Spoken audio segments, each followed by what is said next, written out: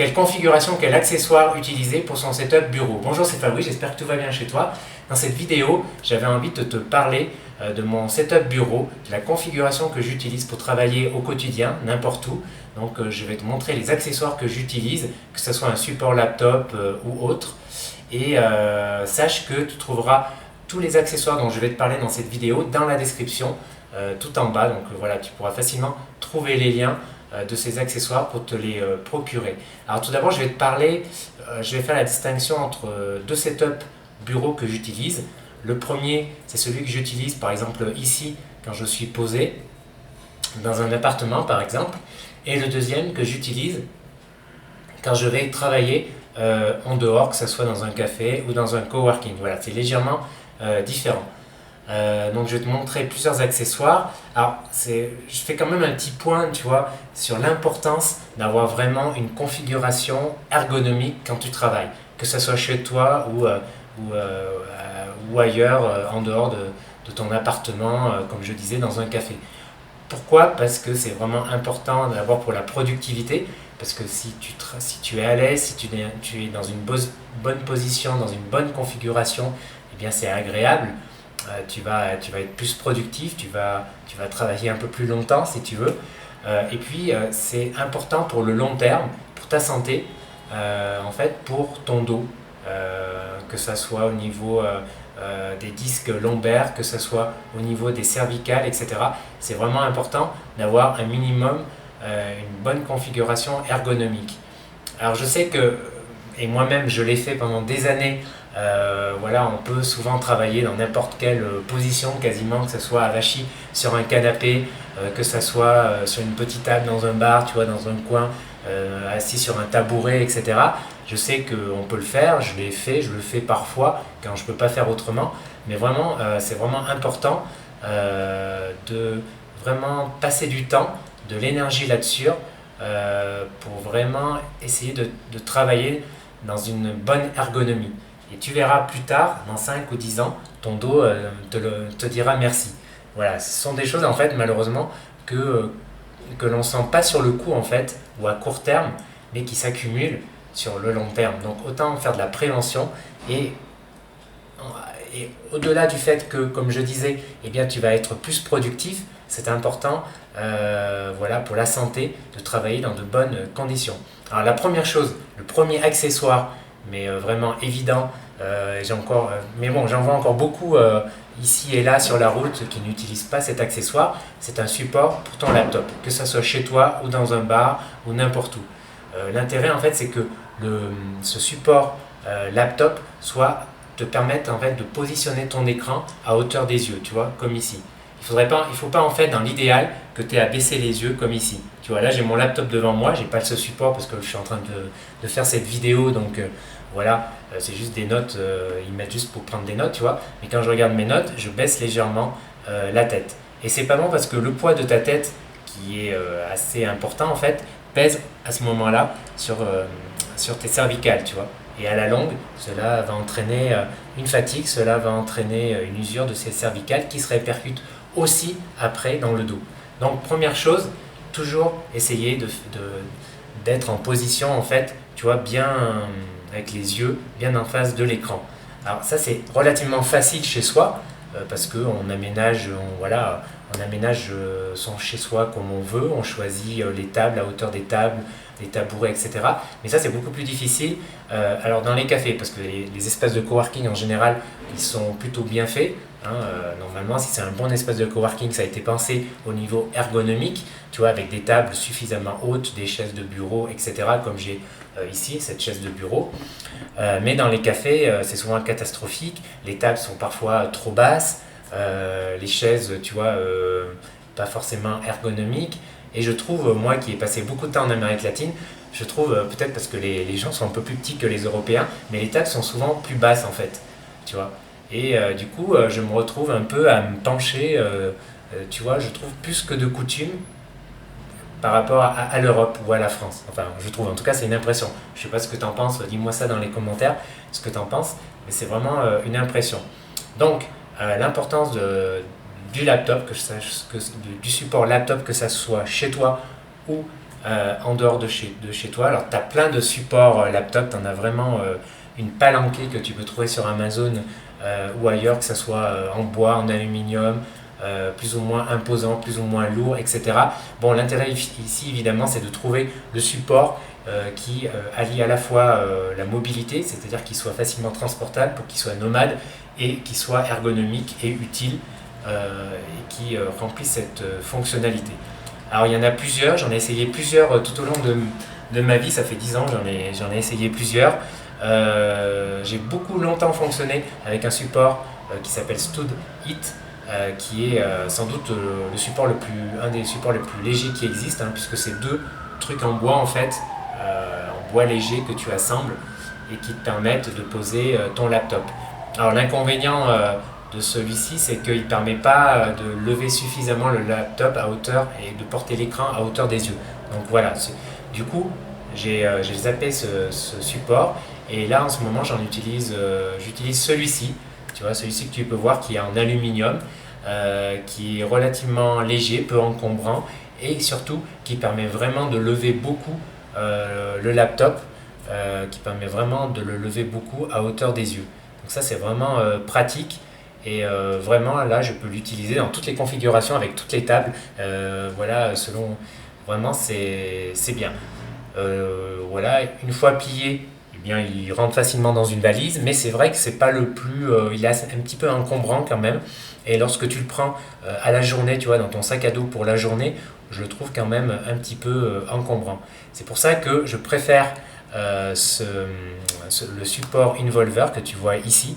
Alors ça c'est vraiment il est top, je l'adore parce que je l'utilise dès que je sors en fait, travailler en dehors, que ce soit dans un café ou un coworking. Et comme tu peux voir, son gros avantage c'est qu'il est tout petit, il est tout léger, il tient dans le creux de la main ou presque, hein, tu peux le plier, tu vois. Il est en aluminium, antidérapant. Il permet de lever, tu vois, il y a 6 positions en fait pour lever l'écran. Alors il lève moins l'écran que celui dont je t'ai parlé en fait. Mais globalement, en général, ça va. Ça fonctionne en général là où je vais en tout cas.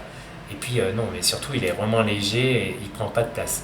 C'est vraiment, voilà, c'est vraiment pour moi le support laptop que j'utilise pour mon setup bureau. Ensuite, deuxième chose, après le support, c'est le clavier sans fil.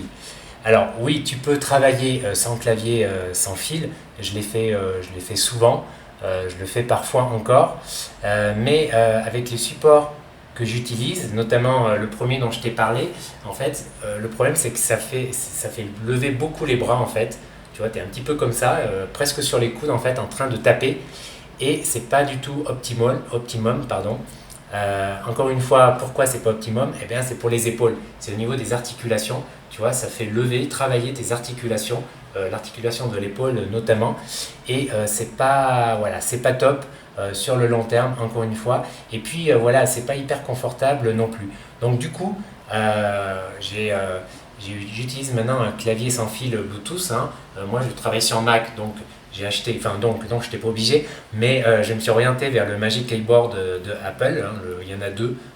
Un un peu plus long avec un pavé numérique, mais j'ai choisi le plus petit, le plus nomade. Et là aussi, j'en suis fan en fait. Voilà, je travaille plus sans ce clavier parce que le confort est beaucoup plus important en fait. Je fatigue moins des bras et puis c'est un plaisir de taper en fait. Alors tu positionnes un peu ton écran, tu vois, ton support sur la table un peu plus loin pour que tu aies les bras un petit peu tendus pour taper et vraiment c'est un plaisir, c'est un plaisir. Alors ce clavier, pour tous les utilisateurs de MacBook Pro, etc., moi je vous le recommande hein, de prendre carrément le clavier Apple. Alors je sais qu'il y a plein de claviers compatibles qui sont beaucoup moins chers, on en trouve même à 20-30 euros. Bon, alors je suis d'accord avec vous, Apple ils abusent sur le prix hein, parce que le Magic Keyboard c'est quand même 100 euros. C'est un petit peu abusé, enfin il y a une grosse différence de prix avec les claviers que l'on trouve hors Apple, mais je trouve que ça vaut le coup. Parce que ce sont exactement les mêmes touches en fait que votre clavier MacBook Pro. On peut carrément même le positionner dessus, hein, c'est quasiment la même chose en fait. Et puis c'est toujours le même plaisir de taper dessus. Et puis l'autonomie aussi est excellente. Hein. L'autonomie, vous le chargez 2-3 fois par mois. avec la connexion USB sur votre laptop et vous n'avez plus besoin ensuite de le recharger. Hein. C'est assez fou, l'autonomie est vraiment énorme. Et puis vous le voyez, il est tout petit, léger, je le glisse facilement dans mon sac pour la journée. C'est pas forcément évident pour un clavier, vous voyez, il y a des gros claviers quand même. Donc vraiment, je te conseille vraiment, si tu es sur Mac, de prendre ce clavier Magic Keyboard. Et si tu n'es pas sur Mac, voilà, essaye de trouver un clavier confortable et puis évidemment qui a le meilleur rapport qualité-prix, mobilité, petit et pas trop lourd. Évidemment, avec le clavier, eh bien, il y a la souris sans fil aussi, Bluetooth. Voilà, alors là, j'ai pas pris une souris Mac Apple, hein, parce qu'ils vraiment là ils abusent. Là aussi, c'est à peu près 100 euros, je sais plus combien est la souris Apple, mais là ça fait un petit peu cher l'équipement, et surtout que je trouve que c'est beaucoup moins pertinent d'acheter la souris Apple par rapport au clavier. Autant le clavier, voilà, c'est important qu'il soit léger, nomade, etc. et de bonne qualité. Autant la souris, déjà ça fait très longtemps depuis que j'ai Mac que j'utilise plus de souris, j'utilise le trackpad qui est génial. Hein. Donc depuis que j'ai le clavier, j'utilise plus la souris évidemment, le clavier sans fil je veux dire. Mais voilà, pas besoin d'avoir une souris, la souris de Apple en fait. J'ai pris une souris voilà, à 30 euros. Voilà, la seule particularité c'est qu'elle fait pas de bruit en cliquant, c'est ce que je voulais. Voilà, mais sinon, voilà, prends n'importe quelle souris. Hein. Je te mets pas le lien. D'ailleurs, c'est une souris que j'ai achetée à Miniso. C'est une chaîne. Alors, je me rappelle plus si on trouve cette chaîne en France en fait, mais c'est une chaîne qu'on trouve par exemple ici en Colombie. Donc, je te mettrai peut-être le lien si je le trouve. Ensuite, quoi d'autre à part là. Donc là, c'est le setup de base. Hein. Là, c'est le setup de base. Et à côté, maintenant, ouais, on va parler un petit peu des accessoires que j'utilise au quotidien. Alors, premier accessoire, tout d'abord, j'utilise un hub pour les connexions à mon Mac. Hein. J'ai un Mac M1 et comme tu le sais, si tu utilises un Mac, ils sont assez avares au niveau des connectiques, hein, de plus en plus d'ailleurs. Du coup, c'est obligé d'utiliser un hub pour connecter, voilà, pour tes connexions USB, HDMI, etc. etc. Donc moi j'ai pris celui-ci, tu vois, il est top, hein. Tu as un lecteur de carte, deux lecteurs de carte mémoire, 3 USB 3, un HDMI, tu vois, je connecte là-dessus sur ma souris.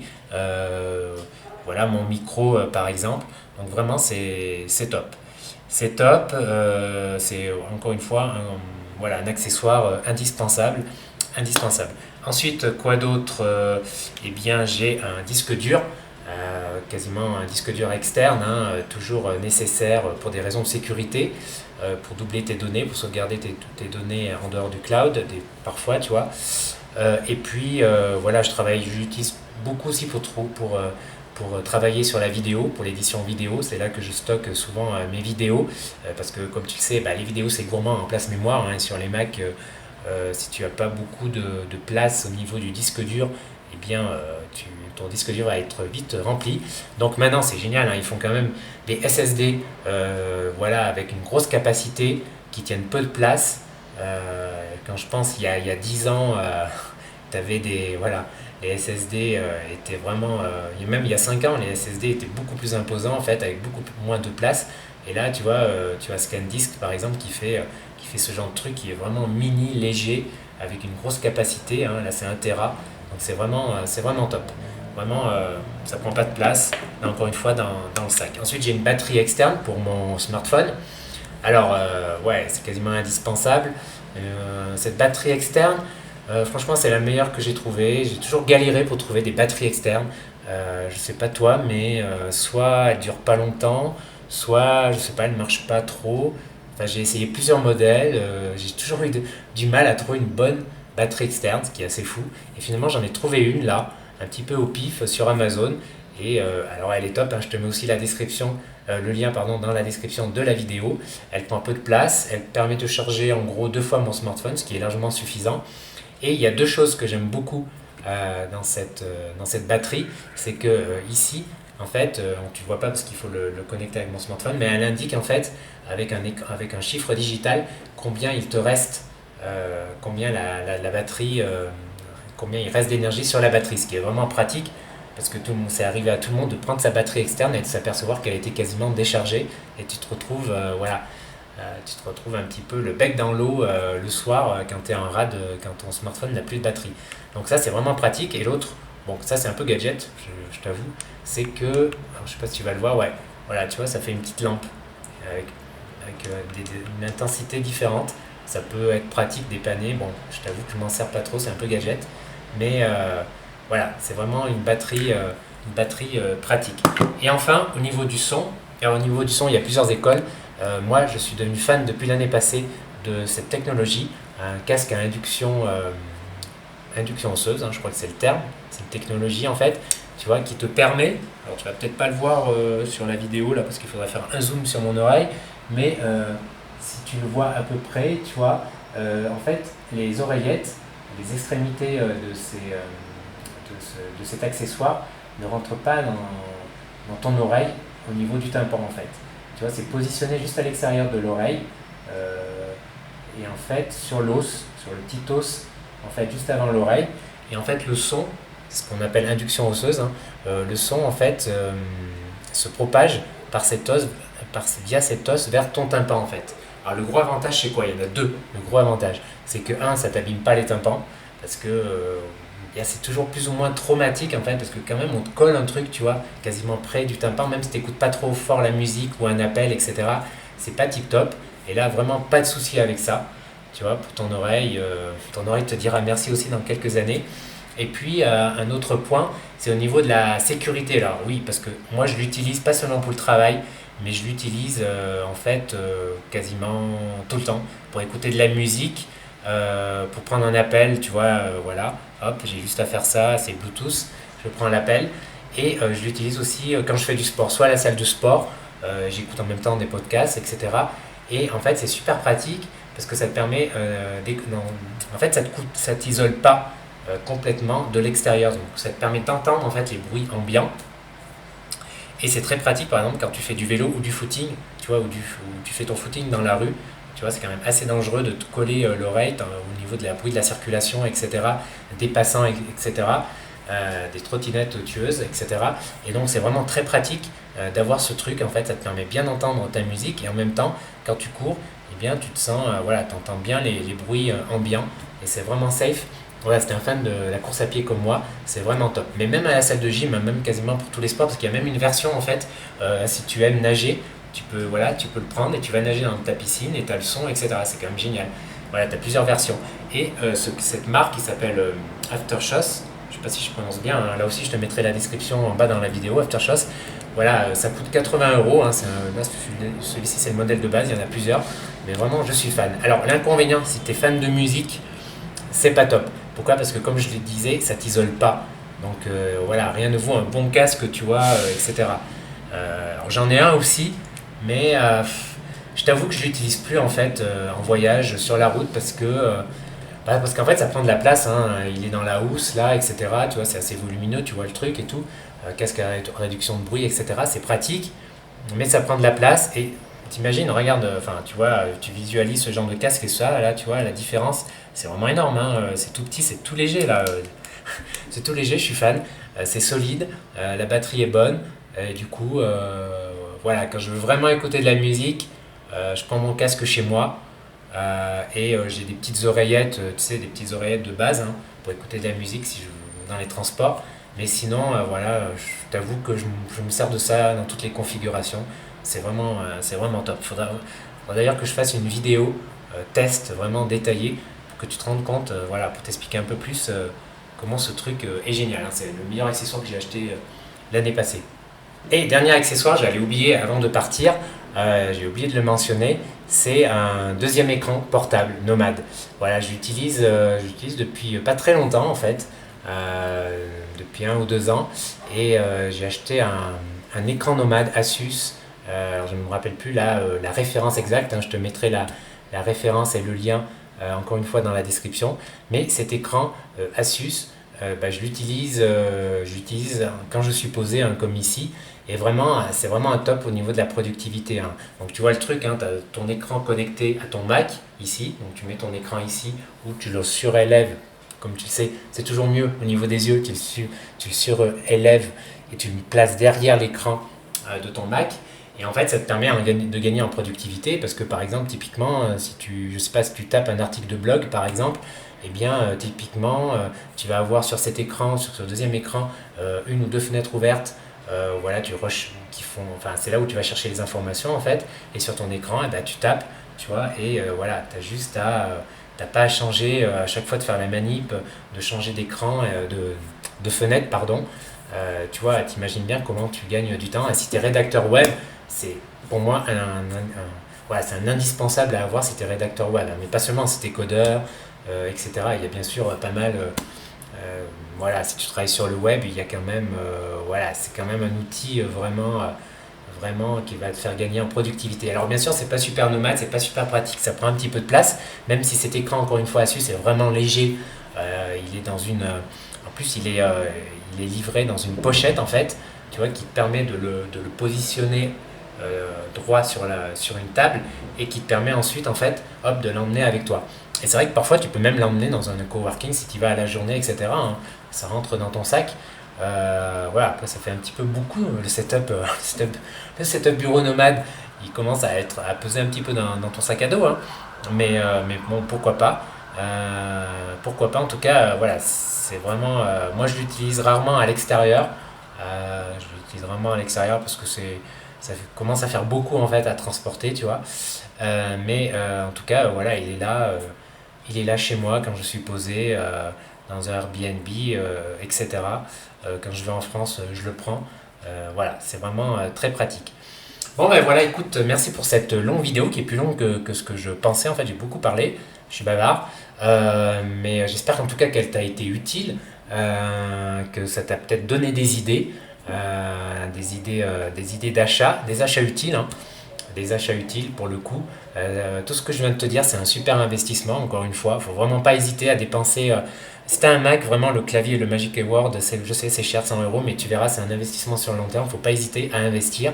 Et tout ça, c'est non seulement un investissement pour ta productivité au quotidien, sur la route, chez toi, en télétravail, n'importe où, mais c'est aussi un investissement, tu l'as compris, mais j'insiste encore, pour ta santé sur le long terme, tu vois, et pour ton dos, etc. Et Dieu sait que quand on a des problèmes de dos, quand on commence à avoir des douleurs de dos, eh ben c'est vraiment galère. C'est vraiment galère parce que souvent ça reste, et même si tu peux améliorer le truc, voilà, c'est sur le long terme. Donc autant faire de la prévention et utiliser un bureau nomade avec une bonne ergonomie. J'ai oublié de parler de l'accessoire sur lequel je suis assis, hein, qui est une chaise de bureau. Tu vois, voilà, elle est pas, c'est assez basique comme chaise de bureau, mais là aussi elle est super confortable et ça change vraiment, ça fait vraiment une grosse différence avec une chaise classique, une chaise classique. Alors, malheureusement, ça, pour le coup, tu peux pas l'emporter avec toi en voyage, voilà. Mais c'est vraiment, voilà, la base encore une fois, c'est le support, le clavier sans fil, c'est vraiment la base. Pour un setup bureau nomade avec une bonne ergonomie. Voilà, si tu as aimé cette vidéo, bon, tu le sais, c'est la ritournelle habituelle. Merci de la liker, merci de la partager éventuellement, merci de t'abonner pour être notifié des prochaines vidéos. Et puis si tu veux recevoir un extrait de mon livre, Libre d'être digital nomade aux éditions Diathéno, un petit peu la Bible, hein, pour ceux qui veulent devenir un digital nomade, tu peux recevoir un extrait gratuit. Il suffit de t'inscrire à ma newsletter Kairos que tu reçois une fois par semaine. Le lien est dans la description juste en dessous. Voilà, je te souhaite tout le meilleur pour aujourd'hui. Bonjour chez toi et à bientôt. Ciao, ciao.